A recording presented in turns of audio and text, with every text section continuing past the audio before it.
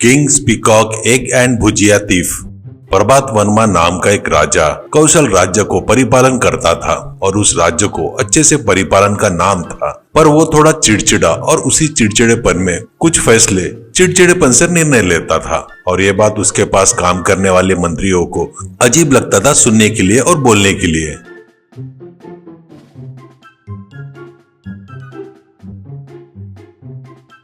और उनके चिड़चिड़ेपन में उनके चप्पल की किरकिर की आवाज से उन्हें अच्छा लगता था, पर उसी राज्य में परिपालन में अगर कोई भी व्यक्ति चप्पल की किरकिर की आवाज से वह राजा बहुत क्रोधित होता था और वो राज दरबार अपना अकेला खुद का समझता था। वहाँ के राज्य में काम करने वाले लोग चप्पल के तलों में रुई लगाकर और राज्य में काम करने वाले लोग रुई लगाते हुए चप्पल पहनकर चलते थे और उसी प्रकार के चप्पल यानी रुई लगाए वाले चप्पल पहने उसमें प्रधानमंत्री भी थे।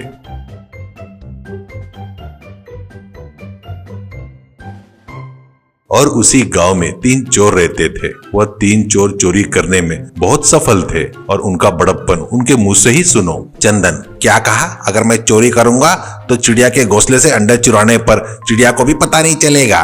दूसरा चोर भूषण, अगर मैं चोरी करने लग गया तो चलते हुए व्यक्ति की चप्पल चुरा लेता हूँ, उसे पता भी नहीं चलेगा। तब तीसरा चोर विभूषण, आमिर के घर में तिजोरी में लगाया हुआ ताला लगे रहने के बावजूद भी मैं उन तिजोरियों के अंदर से धन चोरी कर सकता हूँ। तब उनका एक दोस्त आता है, इस प्रकार तारीफ करने से क्या उपयोग होगा और तुम तीनों अलग होकर क्यों, बल्कि तीनों मिलकर ऐसी छोटी मोटी चोरी करने की वजह से कोई बड़ा डाका डालो और तीनों मिलकर बांट कर और चोरी बंद करके शादी करके आराम की जिंदगी गुजार सकते हो ना, ऐसा बोला।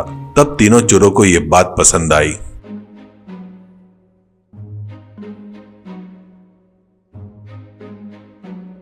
राजा प्रभात वर्मा के राज्य के लोगों से हजारों शिकायत आने लगी क्योंकि गांव में चोरियां बढ़ गई थी। तब लोग हमें बचाइए राजा जी, हमें बचाइए, आश्चर्यचकित होकर तब प्रभात वर्मा, हमारे राज्य में इतनी चोरियां हो रही है, राज्य के रक्षा मंत्री को बुलाओ। तब राजा, रक्षा मंत्री तुम क्या कर रहे हो? रक्षा मंत्री होने के बावजूद भी राज्य में इतनी चोरी हो रही है और तुम सो रहे हो क्या? ऐसा बोलकर रक्षा मंत्री को अपने पद से इस्तीफा देने लगा है। तब प्रधानमंत्री, यदि रक्षा मंत्री को निकाल देंगे महाराज तो फिर राज्य में और भी ज्यादा चोरियां होने की शंका है। तब प्रभात वर्मा, मैंने सोचा है कांटे को कांटे से ही निकाला जा सकता है। राज्य में प्रचार कीजिए, क्षेत्र में चोरियां बढ़ रही है। ज्यादा शिकायत आने के कारण चोर को पकड़ने के लिए रक्षा मंत्री के पद के लिए ज्यादा अनुभव वाले चोर चाहिए, ऐसे राज्य में प्रचार कीजिए। तब प्रधानमंत्री आश्चर्यचकित होकर देखने लगे और प्रधानमंत्री, ठीक है प्रभु, आपकी आज्ञा।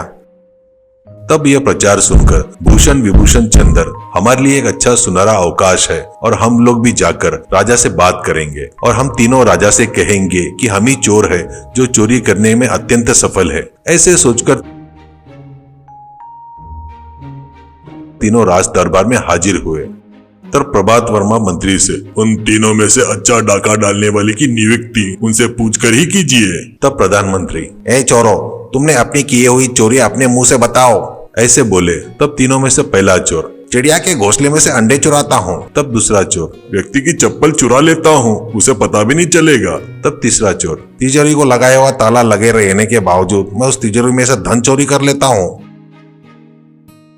तब प्रधानमंत्री महाराज के पास चलते हुए जाकर तब प्रभु करके कहने लगा। तब राजा, अरे मंत्री जी क्या हुआ आपको, आज आपने चप्पल नहीं पहने? तब प्रधानमंत्री अपने पैरों की तरफ देखने लगे। तब उनके पैर में चप्पल नहीं थे। मंत्री जी, अरे मेरे चप्पल। तब चंदन दोनों हाथ ऊपर उठाकर, यह है तुम्हारे चप्पल मंत्री जी, ऐसे बोलकर हंसने लगा। तब प्रभात वर्मा भी जोर से हंसने लगे। असाध्य हो तुम। तब भूषण, मुझे तुम्हारे बगीचे में लेकर जाइए। तब राजा का एक नौकर आकर भूषण को राजा के बगीचे में लेके गया।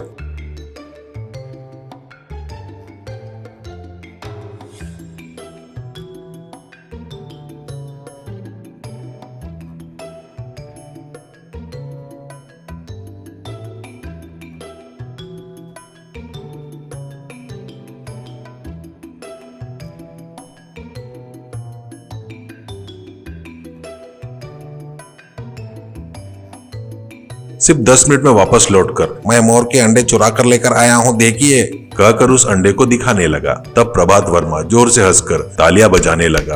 तब विभूषण, महाराज मैं आपके तिजोरी के कमरे में जाकर ज्यादा धन तो नहीं ला सकूंगा, पर 3 मणि जरूर लेकर आऊंगा। महाराज आपके तिजोरी में कितने मणि है यह मुझे बताइए। तब प्रभात वर्मा तुरंत खजाना देखने वाले नौकर को बुलाकर पूछने लगे। तब नौकर, महाराज मैं कभी भी मणि नहीं गिनता हूँ। राजा, मुझे गिनकर बताइए।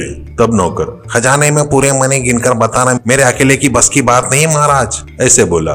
तब प्रभात वर्मा, अपने राज्य के सभी नौकरों को बुलाकर लेकर जाओ और वो मणियों को गिनो और विभूषण को भी लेकर जाइए अपने साथ और विभूषण को दिखाइए।